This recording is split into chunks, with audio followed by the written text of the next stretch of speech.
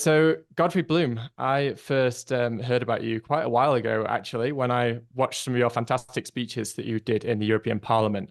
And I'm going to be sprinkling a few of those into this conversation, actually, just so that people get a bit of a context as to some of your political background. But before we kind of get into all that stuff, do you want to just give a bit of a general introduction as to yourself for those who haven't heard of you? Sure. Well, basically, I am an investment fund manager in the city, or was for many, many years. And that's really my background. And I only went into politics very late in life because I was a Brexiteer. So that brought me into politics. But I'm not a professional. I never was a professional politician. I joined UKIP for one reason and one reason only. I finished sitting as an independent, not UKIP, because I rather fell out with the leadership, not the only one. And so that's really my background. A little bit of military as well. And I am an associate member of the Royal College of Defence Studies. And I finished so I've got some military experience. I'm a trained strategist. And I also finished my career in the city as the general manager, would you believe, of a life insurance company, because I was managing pension funds. So I have technical input on things like mortality statistics and excess deaths and so on. So quite a broad range, quite a broad range. Okay. And before you got into politics then, because you've obviously had, a career before that, as you point out quite a lot to the bureaucrats in the European Parliament, that a lot of them didn't have any kind of real career. What made you actually want to get into politics? Why did you decide that that was an avenue you wanted to go down? What motivated you there? Well, I was getting into my middle 50s, and I was a keen Brexiteer, and I was offered to stand for the European constituency of Yorkshire, which is where I live. We have a small holding, and so I stood. I was rather badgered into doing it, and rather surprised I got elected because it's proportional representation. So the little guys got a chance.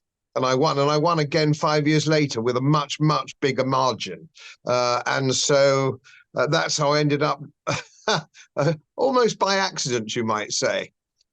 So on the one hand, we got Brexit, and that was good. So it wasn't a wasted 10 years. On the other hand, of course, we've got a fake Brexit. And so we haven't grabbed all the opportunities that I hope we might. But of course, that's just the way the cookie crumbles, isn't it? Yeah, so I do want to get into some of the Brexit stuff a bit later, hopefully if we have time. But just first of all, you mentioned something there about having PR, and that was how you were able to get into the Parliament. Do you support PR generally? I didn't up until now, and I'm more sympathetic to it now because it actually increases the choice. You can only now vote red or blue. It's the same in North America. It's red or blue. It's a choice of two rather poor things, poor parties, and you end up getting the same policies anyway, because it's the World Economic Forum now that runs us. It isn't the political parties, it's not Parliament, it's people that we don't even know, some of the names we don't even know. But we know the levers of power are headed by World Economic Forum stooges, like the Prime Minister, the Chancellor, the Leader of the Opposition, the Archbishop of Canterbury, and indeed the King. So it really doesn't matter who you vote for. I do have my own theory about this, how to improve it. And I would make it illegal for anybody to stand as a member of a party. You ought to stand in your constituency. Mine is Howden and Halton Price. Stand up and say, my name is Godfrey Bloom, and this is what I believe in. No rosettes, no badges. And people then would have to listen to the person say, I like him, I like what he's got to say, or I don't like him, whatever it happens to be. We're now getting an even lower class of MP with a label on. And you can see some of the most recent by-elections. I don't include George Galloway, incidentally, but some of the other by-elections, people who are very, very low-quality individuals, and some of whom are quite sinister. So I think you should stand on the stump and say, I'm me, this is what I believe in, no badges. And that would give us a representative government, which, of course, we clearly don't have at the moment. Yeah, I agree with you. That would be great if people did that. But I think, unfortunately, we kind of live in a world where people, people like simplistic answers. And I think that the party system kind of offers that to people. It's a way for people to say, well, I don't have to think, I don't have to research, I don't have to actually look into what people are saying and what they're doing. I can just, go by this color. The color red is my color because they generally have these views, or the color blue is my color. So I kind of think it will always trend towards that. Even if we banned it, I think there would be some, I guess, like second layer way of doing it, which would just emerge naturally. But I don't know what you think about that. I think you're probably right, but at least it would be an improvement on the situation that we have at the moment. Individuals would have to stand on a stump, and that would mean we would, by its very nature, get a higher standard of individual than we do now. I couldn't believe it because I'd never been involved in politics. I'd never belonged to a political party. And when I was elected, I started to meet politicians. Also, when I was on committees and various other things, quite senior politicians in the House of Commons. And the one thing, having worked for a very prestigious investment bank in the city, the one thing that amazed me was the very low quality, the very low caliber of politicians. I thought that perhaps the Green Bay's curtain would be drawn back, and I would understand then why politicians do such absolutely crazy things. There would be a reason that I wasn't privy to as an ordinary citizen. That isn't true. They are incredibly stupid and corrupt, with almost no exceptions. So I haven't voted for years. I have no intention of voting again. Right. Okay. Yeah, I definitely share your sentiment there. So I just want to go into something a little bit different, but definitely something that's relevant to my podcast because we talk about it a lot here, which is Austrian economics. And you're definitely someone who has been a big proponent of that, especially in politics where there's not that many people. And you've got a great speech, kind of lecture on YouTube, which is titled "An Introduction to Austrian Economics," which is on I think it's the Oxford University Mises page. And I'm interested to know, what was your introduction to Austrian economics? Like, where did you hear about it or get into it? What was your kind of moment of realization that this was a superior system to this kind of Keynesian system, which most people seem to be under the spell of? I was always hostile to Keynesianism. How I came to the Austrian school, it was very small salami slices, really. Because when you're managing money in the city, and I've been managing money in some format now for 40 years. I joined the city in the late 1960s, got my professional exams, and worked my way up the system, as it were. And so that's what I actually did. And I gradually came to realize that the economic system that we had was flawed. Because it wasn't socialism or capitalism, it was mercantilism. And of course, an old geezer like me knows the label. We have at the moment mercantilism. We don't have capitalism. It's sort of called crony capitalism, which is a sort of a loose way of describing mercantilism, but it's not capitalism. It's corporatism. And it's the sort of thing that we had perhaps in the 19th century to a certain extent, the East India Company, so on and so forth, and the Hudson Bay Company, and that kind of thing. So I came to it very slowly, and then I joined the Mises Institute, where I was called. I went over there to lecture and do all sorts of stuff, and met other people who were like-minded. You do tend, when you have a belief system of this kind of economic system, you tend to feel that you're the only person in the world that has it. So it was really nice to meet other people who were enlightened, as it were, in this particular thing. And if I'm ever asked, as I sometimes am, to explain it in one sentence, I always say the Austrian school we want nothing to do with government. I don't want to give the government anything, and I want nothing from the government. I just want to be left alone. And fun enough, when I was on the stump getting elected the first time, I think it was during the smoking ban or something, but yet another rule and regulation by a member of the idiot English middle class. And I was parking the car in Leeds Airport, and there was a car park attendant came up to, and he recognized me because I'd done some TV by that stage. And he said, Mr. Bloom, recognize it. And this is an ordinary working Joe in Leeds, a car park attendant. And he said, Mr. Bloom, why can't they just leave us alone? And that sums up, that was a working man. Most people just want to be left alone. They don't want all these rules and regulations. And of course, it's got worse and worse and worse and worse. And it hasn't stopped since 2016 when we won the Brexit referendum. It was supposed to stop. We haven't rescinded any, and we're still adding new ones. So it's just got worse and worse and worse. But of course, it would do, wouldn't it? Because we have a World Economic Forum government, IMF, WHO, so on and so forth. So we are not our own masters. So that's where we are, as I see it, at the moment. So this is a good time actually to bring in one of the clips which I mentioned I was going to bring in, which is a really fantastic speech that you did about, I believe the name of the clip on YouTube might be "The Working Day of an Average Englishman." And I remember you kind of that went speech, through, yeah. and you went through the whole from kind of morning to evening of the average Englishman and the amount they have to pay in taxes. So I'll play that out now for the listeners. And now, on behalf of the Europe of Freedom and Democracy, for 2 minutes, Mr. Bloom. Thank you, Mr. President. I wonder if you'll permit me to gallop through the working day of the average Englishman. He wakes up and he turns on his taxed telly to get the news. He leaves his heavily taxed house, gets in his heavily taxed car. He fills it with heavily taxed diesel.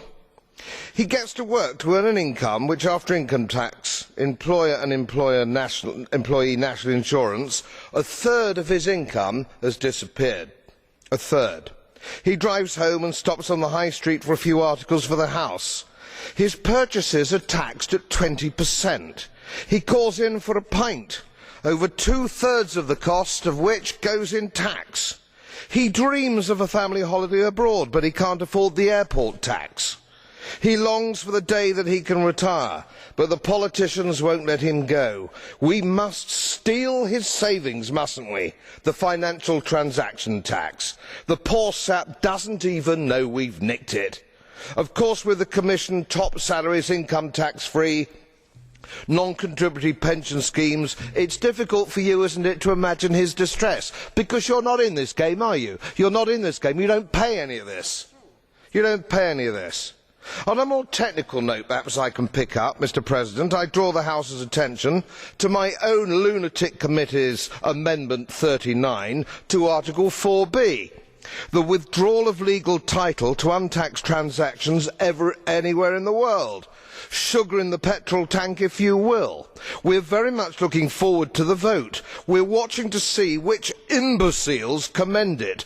I suspect it will be the same usual parliamentarian flat earthers. So listening back to that clip and just kind of reflecting on what you were saying there, obviously, like you just said, you are someone who believes that government should leave the individual alone and the individual should ask nothing of the government. And I generally agree with that take. Where do you think that Britain is now? Because it seems to me that we've come so far from that ideology. We are just nowhere even close to that now. I mean, we have this kind of supposedly left-right politics, but even the right, even the Conservatives, they are not purveyors of small government by any means. So where do you see Britain, and also, I guess, looking at that in a global context as well? Are we typical, or do you think that other nations now have kind of taken on the mantle of true kind of libertarian ideas, and that Britain is kind of being left behind? I don't know of any libertarian countries at all, to be honest. I think the nearest thing post-war certainly was John Cooperthwaite's Hong Kong, and that was as close to it comes. I don't know of any now. I believe that we have what is in point of fact a fascist state in this country and Europe and increasingly in North America. Now, I don't use fascism in the pejorative sense of the National Union of Students moron that shouts it, not knowing what it is. It is a rather unholy alliance between state, banks and corporations. And I would suggest that that's exactly what we have now with the globalist agenda, so on and so forth. I mean, it is fascism, and fascism was very popular in the 1920s, in Italy, of course, where it started, and to an extent, Germany. It's very popular. They seem to like it in Europe. Europeans like this kind of government. They're comfortable with this kind of government. And of course, the British, up until probably the last generation, are for the freedom of the individual. And I think the great strength of Britain was believing in the independence of the individual. And of course, who led the field in that, actually, but of course the Great Enlightenment in Scotland. And we see on the 1st of April with this extraordinary legislation coming in with hate crimes and secret phone calls to the police and all this kind of thing. I mean, Voltaire actually explained how wonderful he thought the Enlightenment was, and actually came to Britain to live because he was free. You got freedom of speech. You had a free press. Who on earth would suggest now that we have a free press? Who on earth now would suggest we have freedom of speech? And of course, we have a generation, my nephews, as it were, or my great nephews in point of fact, now I get older, are beginning to believe that that's the norm. They're beginning to believe that that's the normal way of living, that there's a little man in Whitehall who issues regulations, that the principles of English law, which have now been virtually abandoned, they're not being taught in schools. The standard of education is appallingly bad. I lectured at universities, many universities. I'm banned from some of them. I'm now banned from Cambridge when I wanted to give a lecture on the government of Lord Salisbury, which was obviously too hot to handle for Cambridge undergraduates. All this kind of thing is. I actually was also booked to speak at Stirling University on the potential benefits under the Austrian School of Economics to Scotland if they adopted Austrian School Economics. I was banned. I was banned from that as well. So we do not have freedom of speech under any circumstances. We don't have a freedom of the press. And they are, and the principles of English law were the pillars on which built the greatest empire the world's ever seen, for better or for worse. And we could argue about that another day. But we built a great nation on that basis, and it was based on basically the freedom of the individual. We don't have that now, and we have a generation that don't even expect it. So we have 80% of the population, which is, I think, is a standard thing. And it's not just this country. A little while ago, I did the Smithsonian psychology course because I wanted to find out why people thought the way they did. You know, how can we deal with cognitive dissonance as we do? Why do people believe what they do? How can they be so intellectually lazy when even around them they can see that what they're being told by government isn't true? But I didn't understand this. I got nowhere, incidentally. I didn't learn the secret with my Smithsonian course. It was an interesting course, but it didn't give me any answers. So I think this is the problem. 80% of the population will always go with the flow. That's true of America. That's true of Europeans. Most people just will go with the flow. And they won't challenge. There's no school, there's no educational system that talks about critical thinking. They don't understand critical thinking. Or risk analysis. And of course, being the general manager of a life insurance company, risk analysis is part of what I do, an investment risk analysis. And the funny thing is, we all do risk analysis every day. And I live in rural Yorkshire. Risk analysis, do I overtake this tractor and trailer? Is there room? Can I see far enough? So on and so forth. And it's a risk analysis. And I say the risk is very low now, I can overtake. And we all do that all the time. We change our jobs. It's risk analysis. So people can do it. They do it in their private lives. But it seems if the government tells them to do something, they seem to abandon risk analysis or critical thinking. And nothing came clearer than that than COVID. We now have people were going up and having jabs in the arm with no question of knowing what was going on or how it worked or what the mortality statistics were. They watched the BBC and simply believe it and still do. People actually believe what they see and hear on the BBC. Now, to you and I, that's astonishing. It's astonishing that anybody would do that. But people do. Most people do. Otherwise, quite intelligent people. Friends of mine, you know, which I've given up arguing with, because you can't make an argument with people who are governed by emotive thinking. Most people base their thinking on emotion, not analysis. And there are few of us. So maybe there's no light at the end of the tunnel. All we can do is perhaps go off grid. Yeah, I was going to ask you about COVID actually. I was going to ask you the question, do you feel like it kind of re-radicalized you, Godfrey? Because for me personally, that was what started this whole thing. That was what started me doing this podcast. And, I've kind of left the UK. I'm now living in Mexico. And, one of the big reasons for that as well was because of everything going on with COVID and because of the kind of, restriction on freedom that was, so prominent in the UK. I'm interested to know if you feel like this topic has kind of re-radicalized you in a way, after Brexit, as the next thing for you to kind of the next battle to fight, essentially. Yes, I think it did, actually, Johnny. I think it did. And when we had lockdown, which is quite against the British Constitution, people think we don't have a constitution because it's not written like the American one, but we most certainly do. We have the Bill of Rights, the Toleration Acts, habeas corpus, all these things that we have, common law, statute law, all these things were driven, the coach and horses was driven through. And that made me extremely angry when the government was telling us how many people we could have to a dinner party. We could have 6 people. I was deliberately inviting an extra 2. And we have a small holding. We built a sort of mini pub in the yard. And we have a very small village. And the villagers came around every Friday night. They brought their own booze, and my wife put on bangers and mash or something, quite deliberately.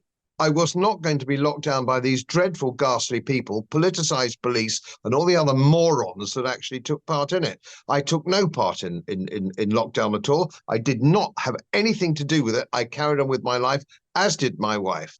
We just won't have it. Yes, it did. It re-radicalized me. It did, yeah. Were you surprised to see some of the politicians, and I guess not just politicians, but prominent people who, in my opinion, should have taken a real stand against this and seemed to just kind of go quiet? It really kind of frustrated me. I mean, even some people who I think maybe started off saying the right things, like Peter Hitchens, but kind of, eventually just kind of caved. It seemed to me like a lot of people were disappointing on this topic, and especially in the political realm. Did you experience that as well? Yes, I totally agree. There were one or two stood up, but they were very, very few indeed. I mean, one would have thought Jacob Rees-Mogg would have led the charge against this kind of thing on a much higher intellectual plane, but he didn't. Nobody was prepared to go against it. And of course, what was interesting, and I think Neil Oliver particularly made this point, and I'm with him on this, and that is, when you could see they were all on their wearing their masks for the photo call, and all took them off immediately, and the fact that they were partying and having fun and doing all these things leads me to believe that they knew this was not a serious pandemic. Indeed, if it was a pandemic at all, they knew, as I knew, because I understand the interpretation of mortality actuarial statistics, that nobody was dying.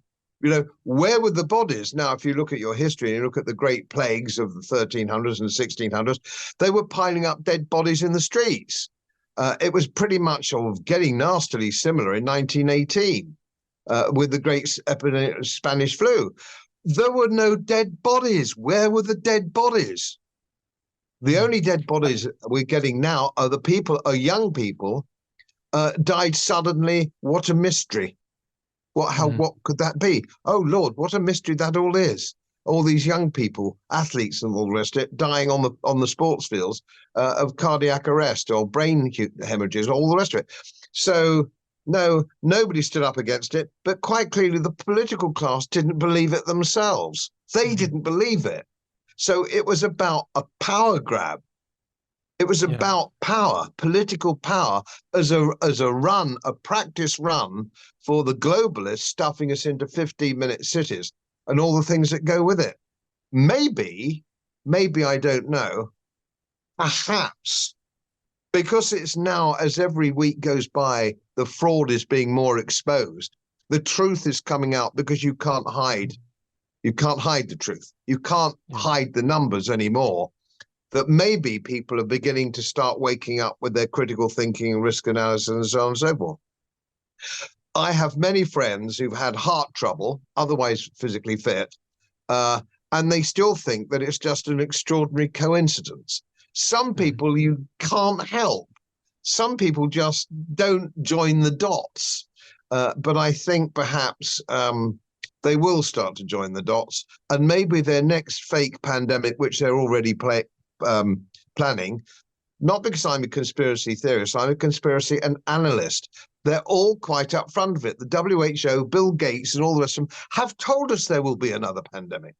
They told us it's coming. Smirk, smirk, as they do when they're being interviewed. So it's not a conspiracy theory. That's what they're saying is going to happen. Whether or not people will line up now for compulsory medication, or call it what you like, I don't know. I think they're going to find it a bit more difficult this time.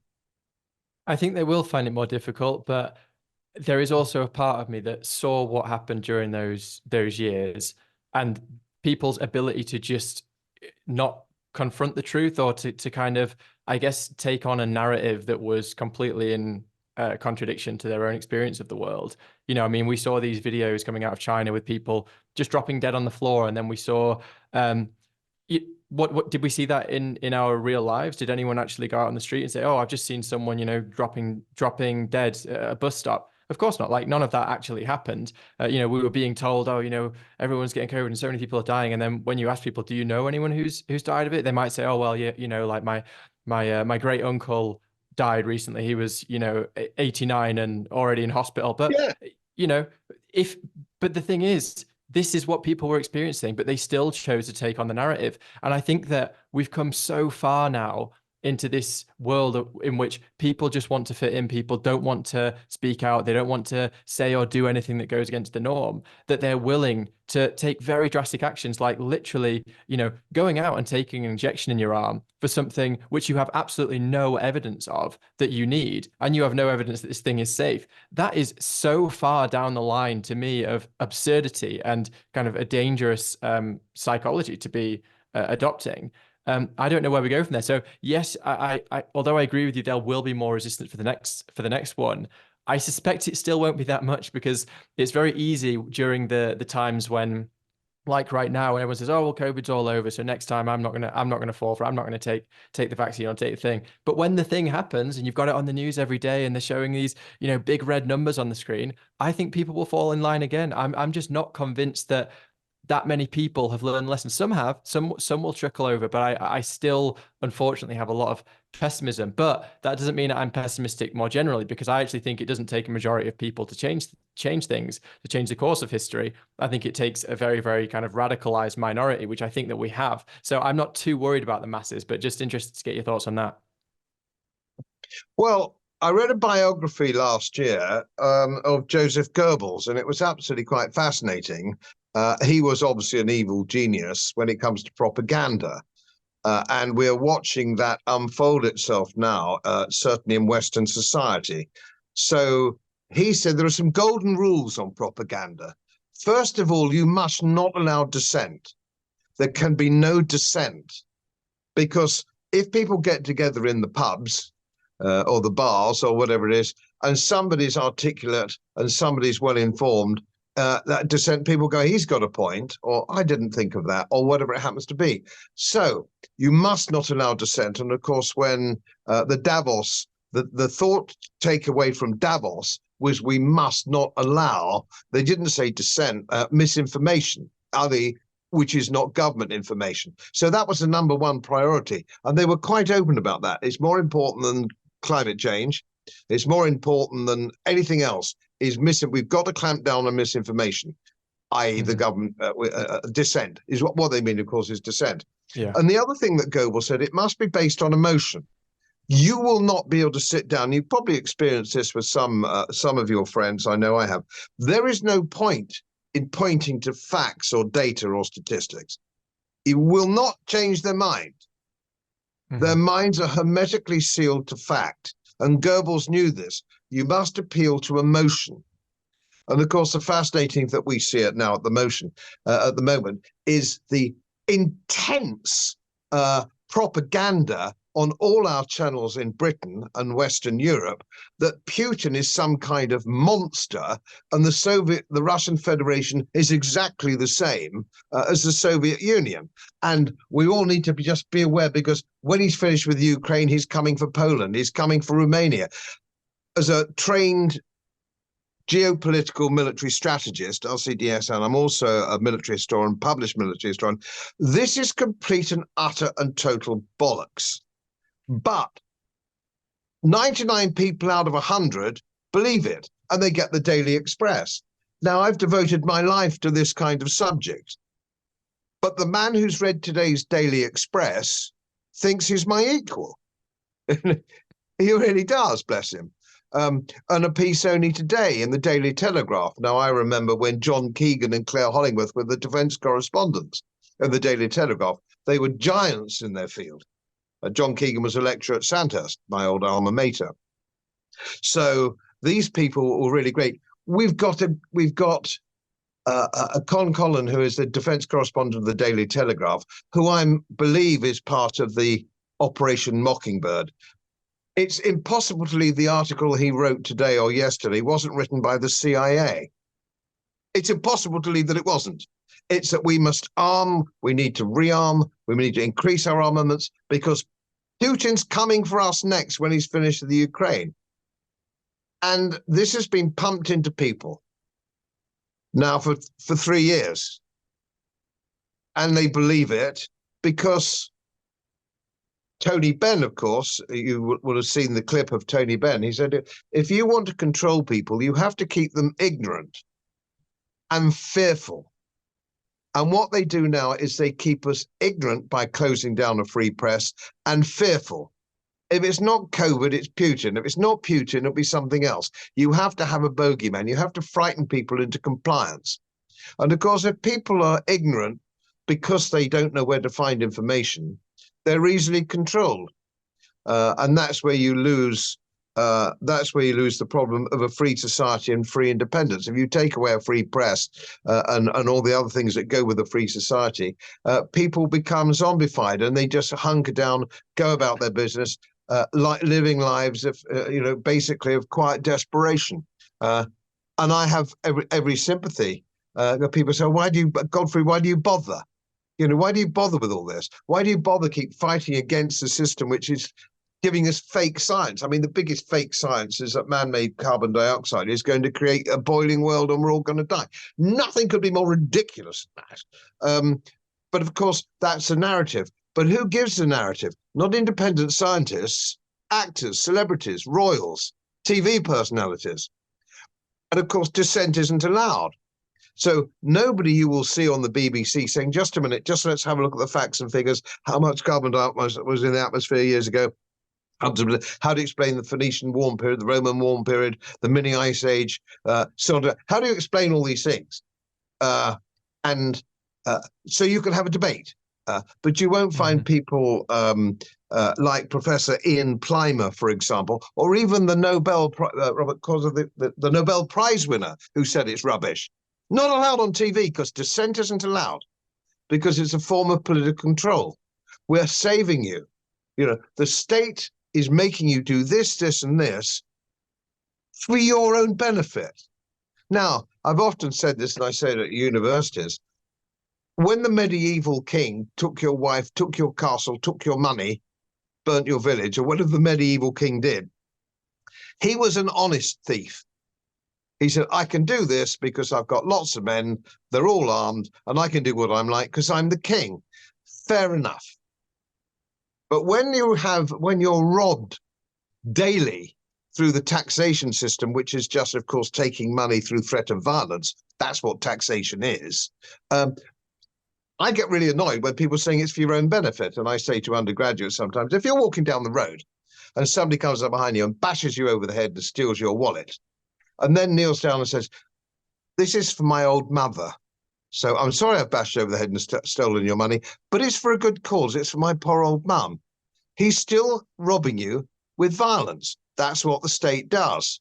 And I find that particularly irritating when, give you a classic example of this, my wife is much younger than me. She's 62, something.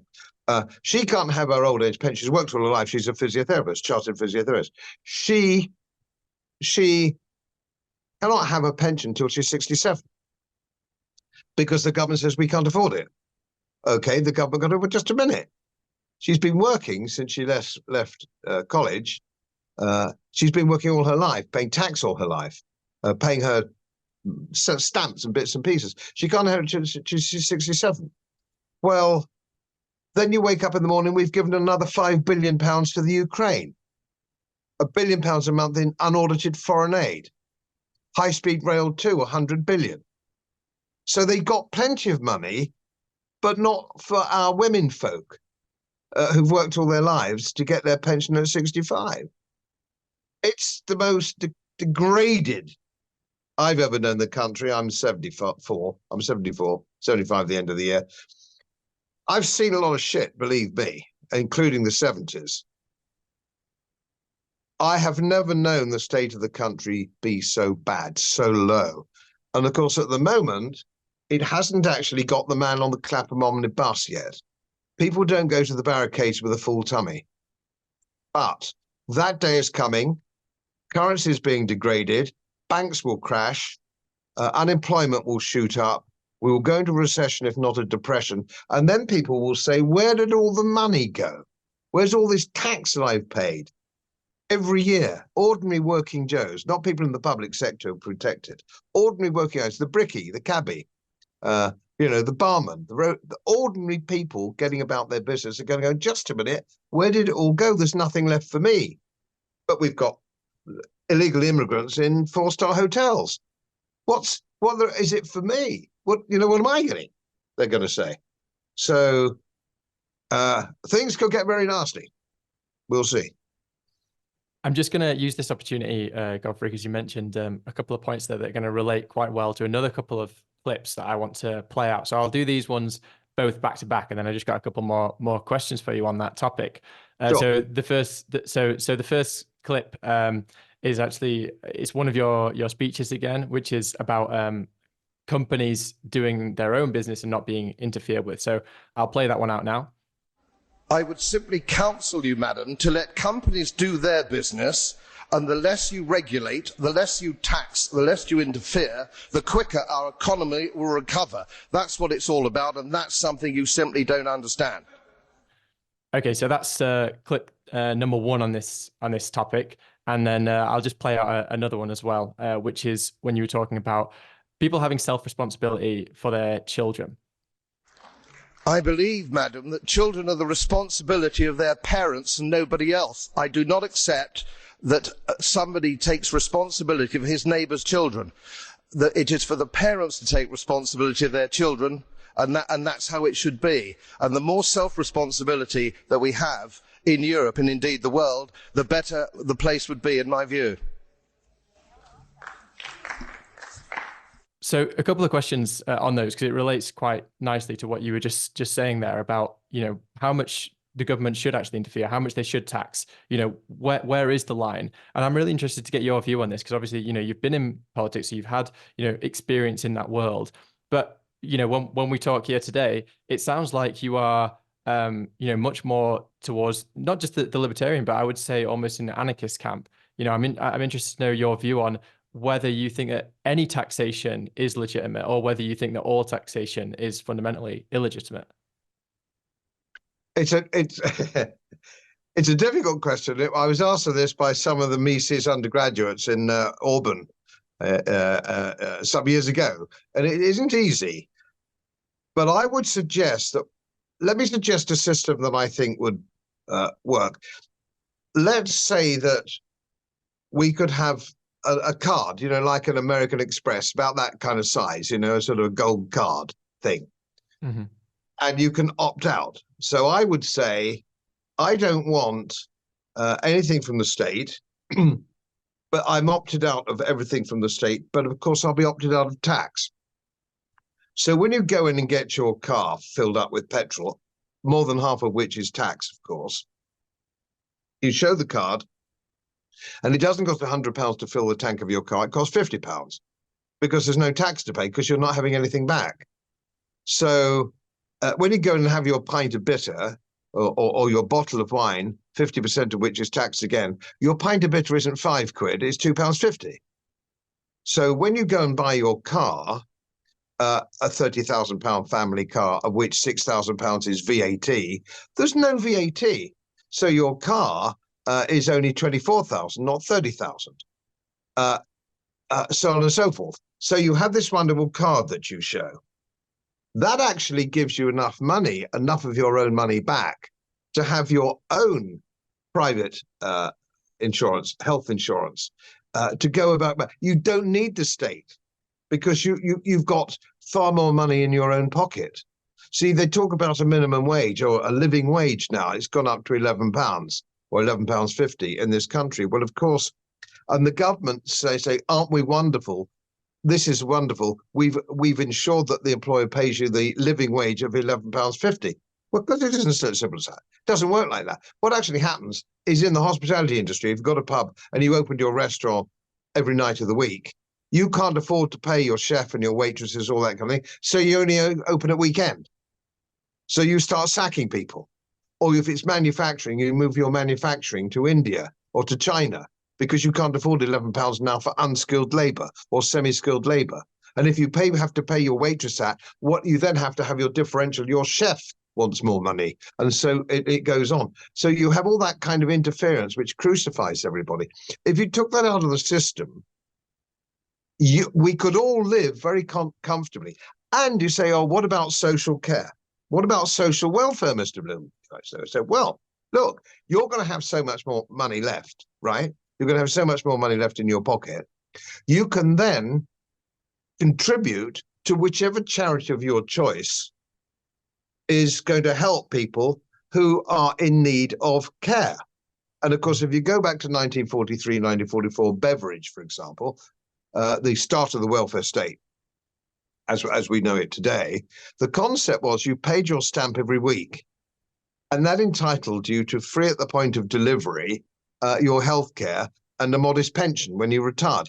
And if you fell on hard times through no fault of your own, the state would look after you.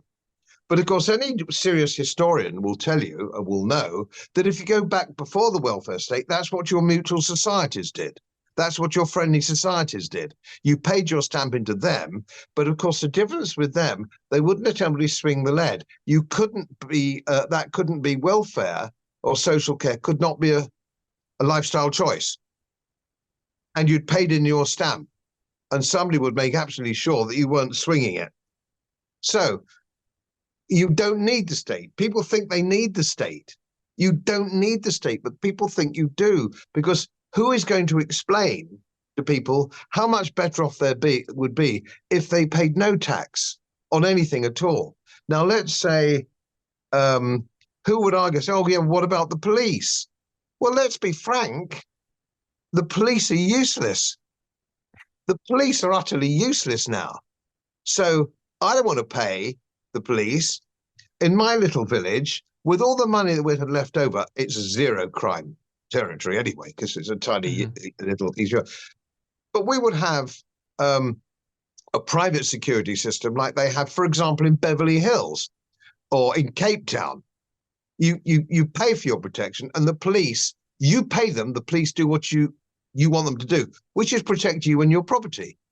Now, who do they protect? They're too busy on their computers finding out who tweeted something nasty. And then they come around and say, you tweeted something nasty and it's a hate crime and blah, blah, blah. So the police aren't doing that. Well, they're useless. So we would have a much more efficient police force if we paid them, because they'd dance to our tune. He who pays the piper calls the tune.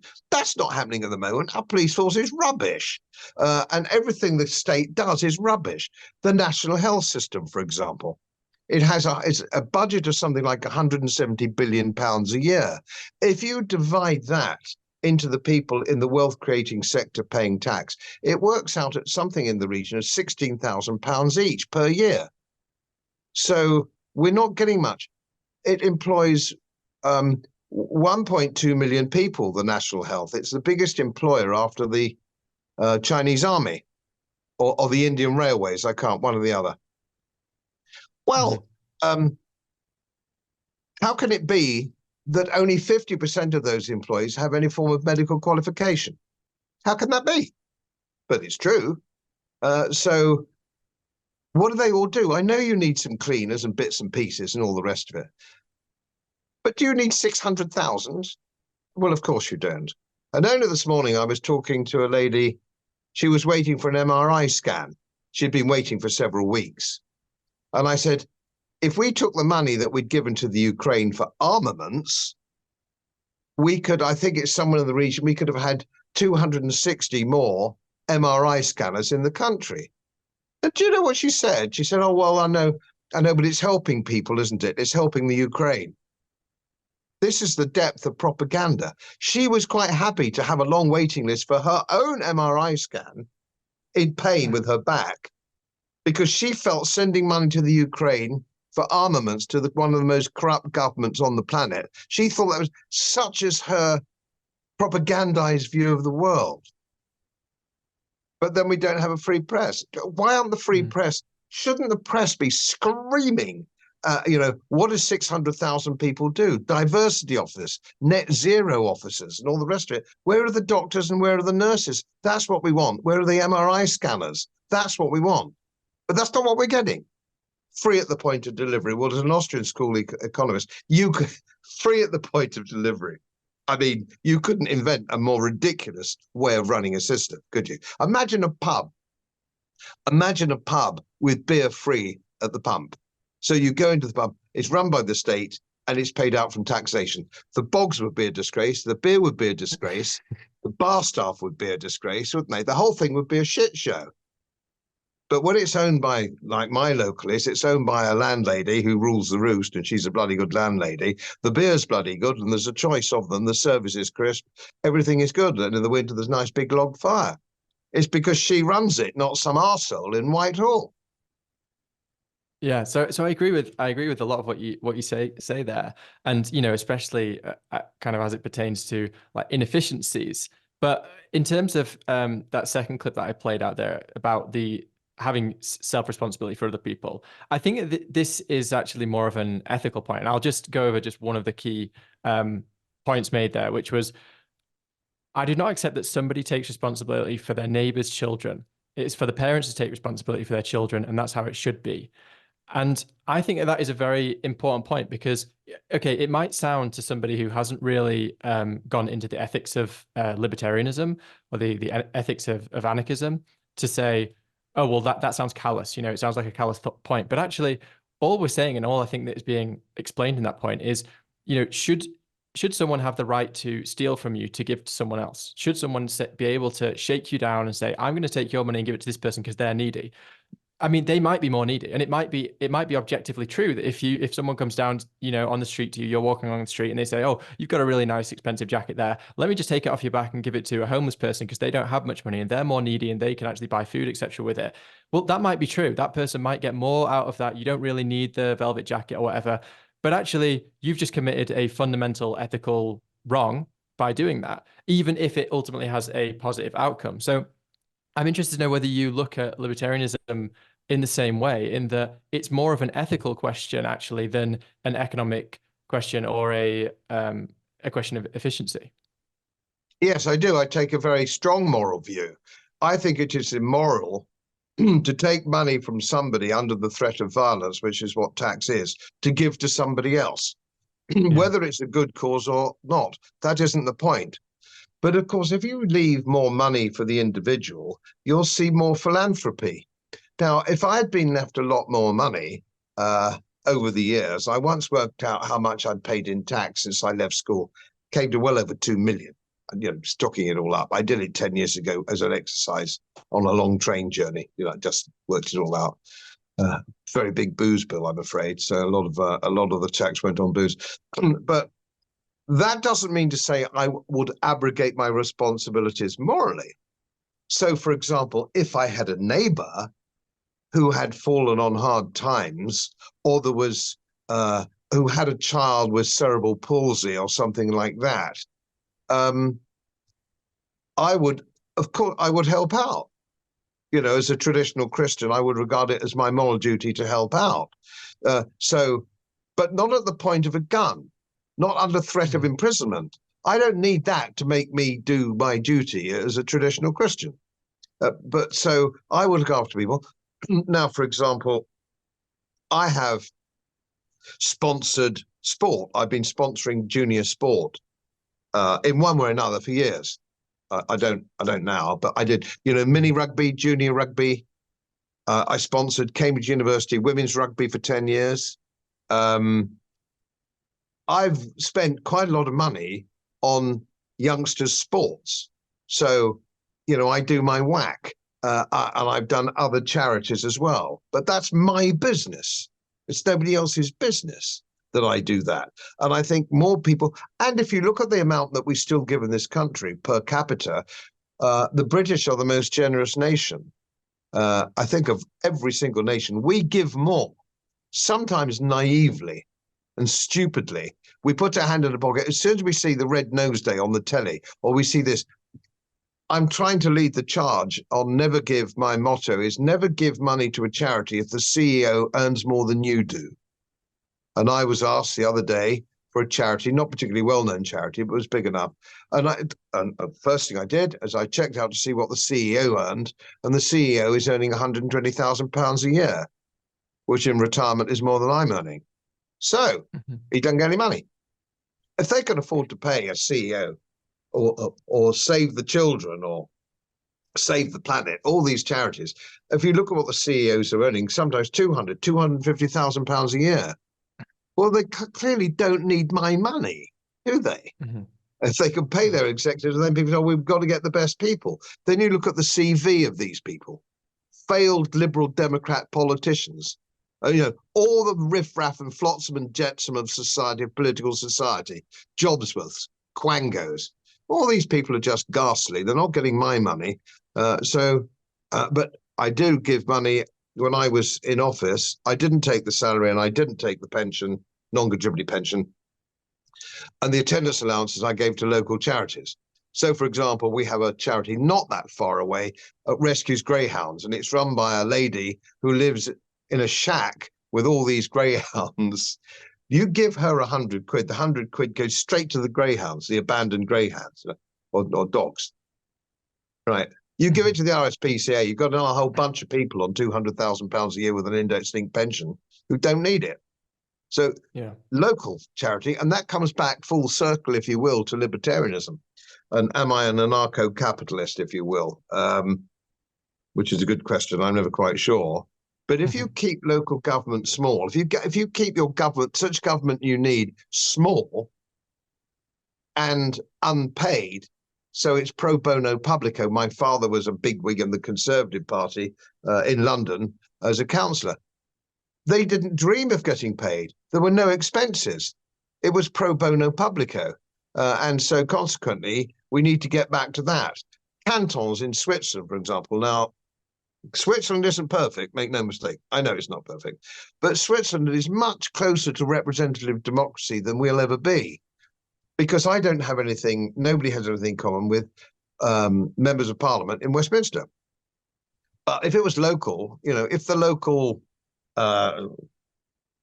publican or the local builder, somebody local, and we had a small little board of directors for Howdenshire. I live in Howdenshire, which is a sort of subdivision of the East Riding of Yorkshire, which is a subdivision of Yorkshire, if you will.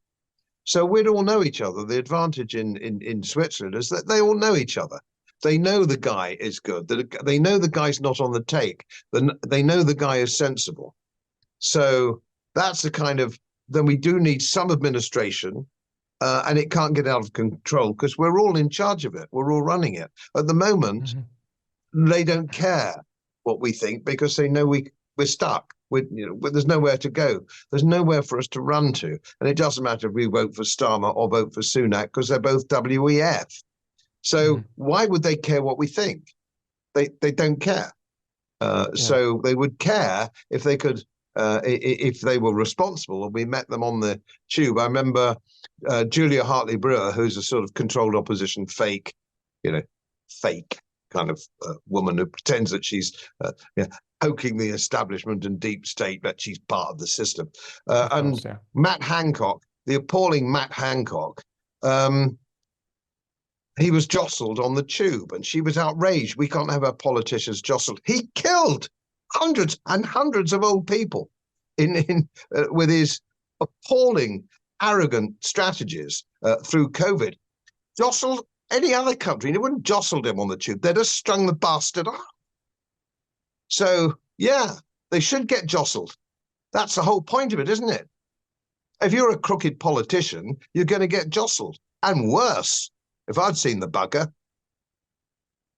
Yeah, I mean, in one of my first conversations I had on the podcast, it was with someone called Richard Nichols, and he said that in his where he lives, it's a relatively small community, and they lost all telecommunications for something like a week, and it wasn't getting fixed, and it was the responsibility apparently of the politician. They took him out into the woods and gave him a phone, and by the time he came out of the woods, it was all sorted again. It just it took a bit of a shakedown, but I guess that's the kind of society that emerges from having, you know, more of a smaller kind of community-driven society. And maybe that's where we should go. Maybe we should actually, maybe the problem is that government works up to a certain scale, and then, you know, it stops working. And I think that, you know, the smaller the better, really. I mean, I do consider myself to align with the ethics, at least, of anarcho-capitalism. When it comes to actually in practice, would it work? I don't know. I don't know if it's ever really been tried to the point that we can actually say, okay, that was a good experiment. But I think the smaller the better. And I think you can actually look at, you know, data around the world and the way different countries are doing things and say that does work. And you know, this also ties in as well to what you were saying about in terms of kind of charity and things like that. You know, you are much more likely, I think, in a world where government doesn't exist to kind of take away all of our responsibilities for other people. I think it's much more likely that people will do things for their local community. You know, if you're paying taxes and you're every year you're saying, oh my God, you know, like 50% of my income is being paid to taxes, well, then you don't have that much of a kind of impulse to say, I'm going to go and take what's left and go and give it to causes that I care about. But if you're not having that money taken by government, then you say, well, it's my responsibility. Who's going to do it? If, you know, if not me, who? You know, that doesn't exist when you're in this kind of extreme kind of socialist paradigm. So yeah, I just think that the outcomes would be better in that world as well, because, you know, everything would become more local, and it would breed a kind of personal responsibility into society that necessarily has to be actualized. You have to have you see, it worked with John Cooperthwaite in Hong Kong post-war because the Chinese had a work ethic. And I know some people have work ethics and some people don't have work, and some are stronger than others. But you see, you soon get a work ethic if you've got an empty tummy. If you're perfectly healthy, but you're getting as much for watching daytime TV on the sofa as you would be picking sprouts in November in North Yorkshire, you're not going to pick sprouts in North Yorkshire. But if you can't pay your TV, you can't afford your mobile phone, you can't afford to go out for a drink and all the rest of it because you're not working, which is how Hong Kong worked post-war. John Cooperthwaite used to say, my job is to make sure the drains work and the police aren't corrupt. That's it. And of course, the income per capita overtook virtually the rest of the world in one generation. It can be done. It can be done, but you need your role model, and I would suggest you could do no worse than John Cooperthwaite's post-war Hong Kong. But everybody thinks that the state must look after them. And I did a lecture once at York University, and I'm going back well over 10 years. And as a serving politicians, and I said, look, you know, do you I'm a politician, here I am, a real live politician making law, or in the amending chamber of the parliament. I won't go to that sort of rabbit hole, but there we are. I'm making law for you and your family. Do you think I can make law for the benefit of you and your family better than you can make it for yourself? And horrifyingly, they all went, oh, and a lot of them said, oh, well, I think that, yeah, I think the state can do that better than I could do. Where do people's self-confidence go? So, Godfrey, I just want to, you've been very generous with your time, so I don't want to kind of go over, because I know you've got guests arriving, but there is just a few more points I want to touch on. Are we okay for far away. kind of another another 10 minutes or so. You can be as brief Okay. as you like on these. But yeah, it would be amiss for me not to go into this topic because a lot of my listeners are Bitcoiners, and I know that they will be interested to know your view on this. I know that you have kind of had your first touch with Bitcoin because I've heard you on some of the Bitcoin podcasts talking about that. Interested to know where you're up to with that journey, how you kind of see Bitcoin in the whole this whole tapestry of what's going on at the moment in terms of what, like, global economics, into like both personally and I guess on more of a geopolitical level as well. Well, the advantage of Bitcoin is, of course, you take your money off the table. What you need to do is not have your money in a bank, not be beholden to central banks. And the thing that Bitcoin does is it takes it off the table. It takes you off grid when it comes to your money. And I'm a gold bug, but everybody has a different risk reward view. So when you get to my age as an old geezer, gold for me, I don't want the volatility. And I've been building a gold portfolio for over 20 years. So I started buying my gold at £250 an ounce. This morning it was £1,700 an ounce. Wow. That works out at 8.5% compounded since I started changing my portfolio from equities to gold. So that is, for me, that works for me. Now, if you're younger and you've got a much longer time horizon, you can stand the volatility. So you can stand the volatility of Bitcoin. Now, I made money out of Bitcoin, so, and I think Bitcoin is a good idea. But Bitcoin has further to go yet. And I think some of the people I speak to, and I've done podcasts with, Richard Breedlove, for example, and others, extremely well informed and well-read people. Very interesting doing their podcasts with them because they really understand what they're doing. The problem sometimes with some hodlers is, they've got probably $1,000 worth of Bitcoin in Des Moines or somewhere like that, and they haven't a bloody clue what they're doing. They just can't see down the thing. And of course, we've just seen that a little bit with ETFs, Bitcoin ETFs. I understand ETFs. I've done this for 40 years. I've done this sort of stuff for a living. If you're buying a gold ETF or a Bitcoin ETF or a silver ETF, you're not getting gold, silver, or Bitcoin. You're getting a counterparty promise from BlackRock. Mm-hmm. But when you knock on the door and want it back, they'll give it to you. Come on, everybody. Come, grow up. They'll be fiddling the price, shorting it, doing all sorts of stuff to control the price, as they have done with gold up until relatively recently, but they haven't been able to suppress it totally, which is why it's gone up 8.5% a year. But it hasn't actually. Of course, the dollar is degraded and the pound is degraded against it every year, but to the tune of 8.5%. That's the truth of the matter. But you and I know that. Some people don't know that. But here's the key.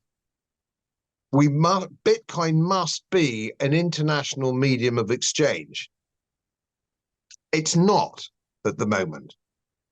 You should be able to pick up the phone and buy your new Mercedes with Bitcoin. You should be able to go into a store and buy whatever you want with Bitcoin. Now, you can't do that at the moment. I would love to see the day when Bitcoin became a true medium of exchange. That's what I'd like to see. And it may well get there, but I'm not sure it'll get there in my lifetime at 74, 75. So my risk analysis is different from a younger man. Certainly, I think the early Bitcoiners were very clever because they saw how the game was playing out, and good for them, as I did with gold on a more modest level of growth. But good luck to all Bitcoiners, and I hope it works out well for them. But the beauty of Bitcoin was it's yours. It's in your personal wallet.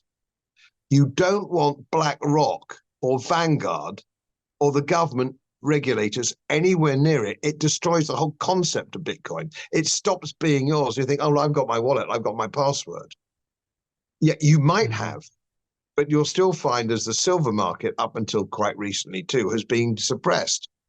We're in the range of 13 years.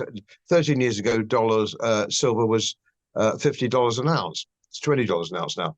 That thanks to JP Morgan suppressing the price and cheating on paper silver. That can happen with Bitcoin. Now, the people who really don't understand these matters, who are normally generally younger chaps who haven't worked in the city or Wall Street, don't understand how that can be done. I do know how it can be done.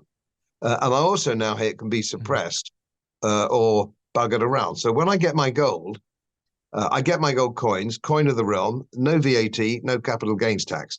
Once I've got that in my hand, the audit trail dies after 6 years in Britain. There is no audit trail because if you buy a big lump of coins, lots and lots of coins, it goes, it's audited. There it is. It could be confiscated if the government came along and said, Godfrey Bloom, you've got 100,000 pounds worth of gold coins and we want them. We're confiscating gold this year. But that falls off the cliff after 6 years. Now with blockchain, the thing is with blockchain, you have a very definitive audit trail.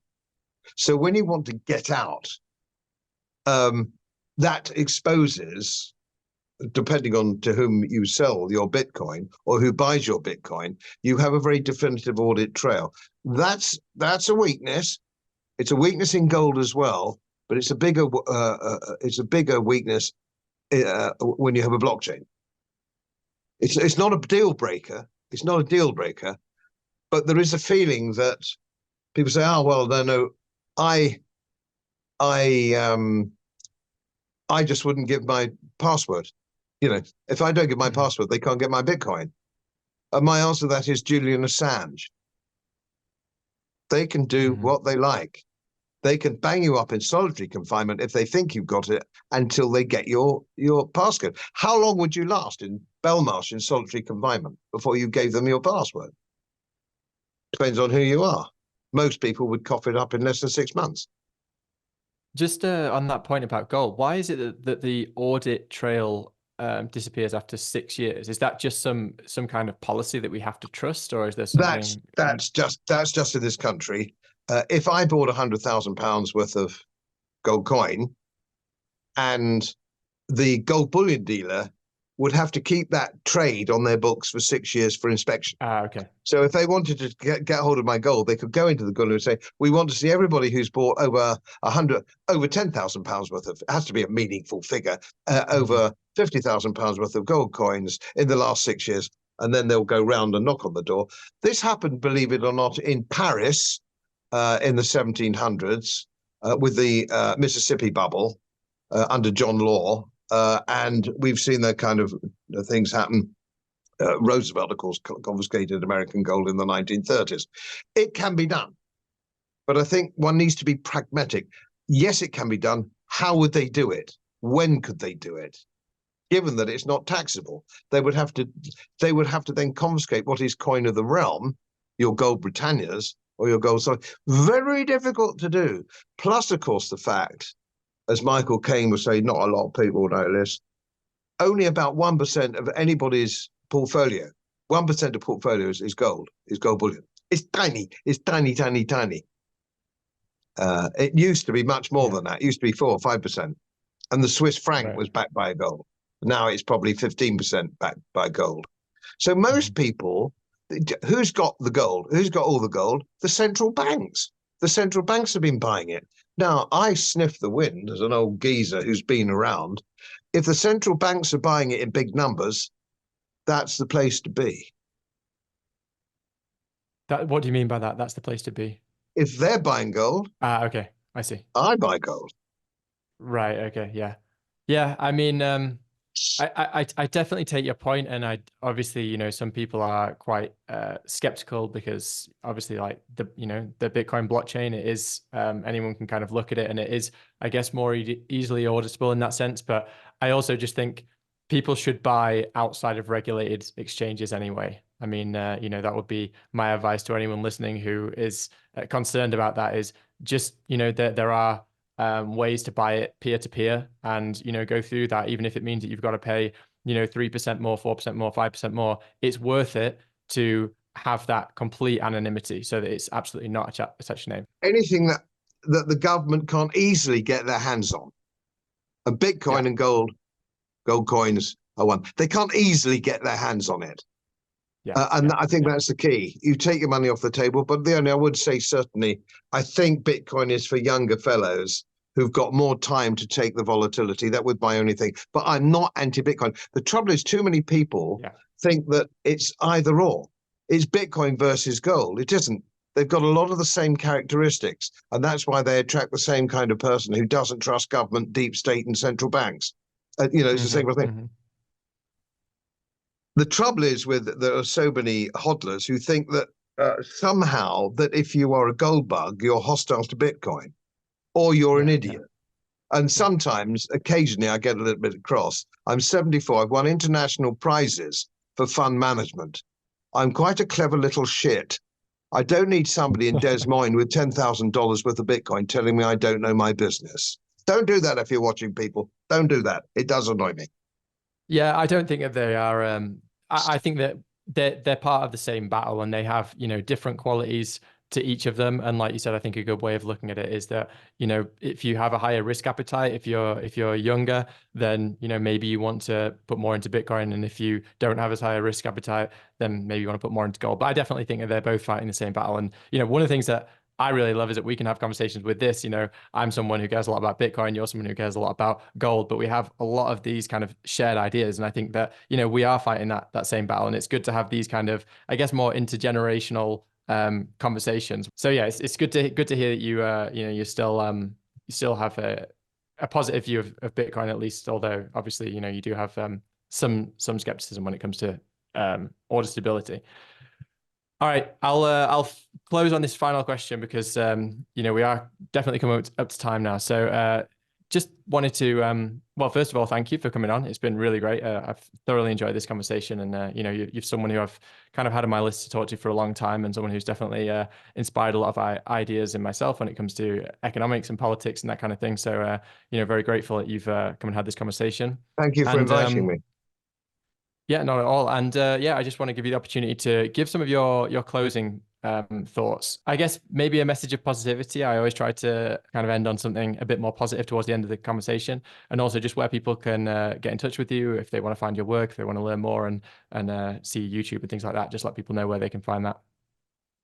Well, the best place to find my stuff is on my website, because everything I do, whether it's articles, or whether it's videos, or whether it's interviews, because I interview people of my channel, it's on my website, which is very easy, which is just godfreybloom.uk. Easy, couldn't be easier, godfreybloom.uk. So you'll find everything I've done. I've never taken anything down. So if I've written an article about how useless aircraft carriers are, and I did 5 years ago, it's still there. In 2016, I foretold that we would have this problem in the Ukraine and why and how it works. 2016.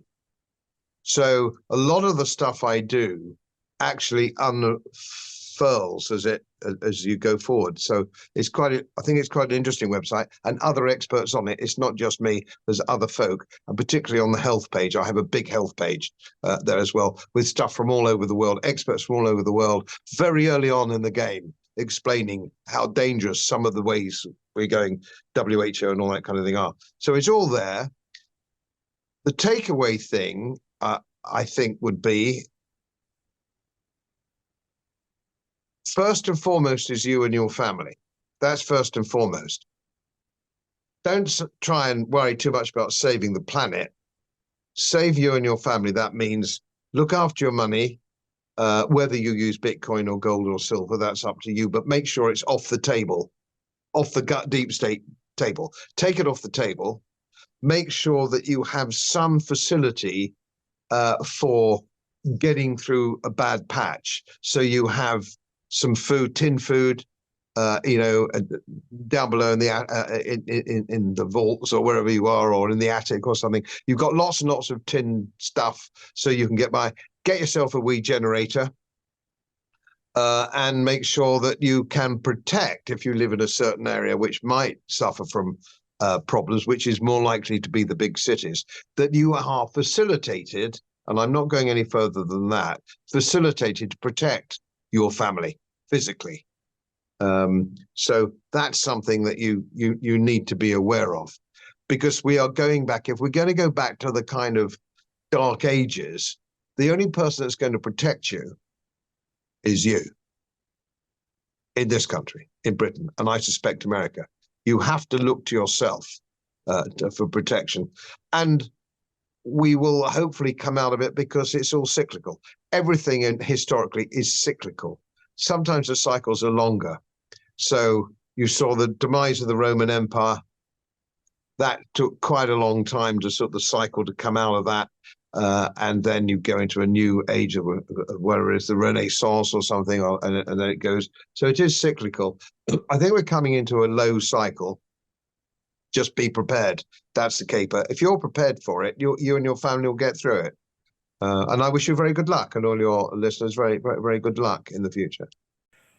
As most of you know, my work is very heavily independently research-based, and I get my information from all over the world. It would help if you press the subscribe button and the little bell next to it, because the more subscribers I have, the more likely it is that international independent research institutes will share their material with me. It's most helpful, and then of course I automatically share it with you. So surprise won't cost you anything. Thank you very much.